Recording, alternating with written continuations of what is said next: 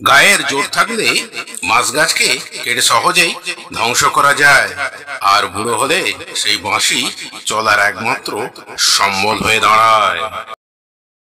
যার কথা শুনে বাঁশটিকে কেটে দু আধঘান না করলে সে হয়তো খুশি হলো, মৃত্যুর পর সে কিন্তু আর পাশে থাকবে না, বাঁশি শেষ পর্যন্ত থাকবে।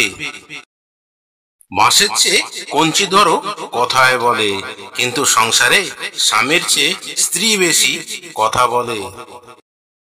বন্ধুত্ব তাকেই করো যে তোমার মতো হবে, সংসার তাকে নিয়ে করো যে সব সময় তোমায় খুঁজবে, সন্তান তাকেই মানুষ করো যে সম্মান দিয়ে চলবে।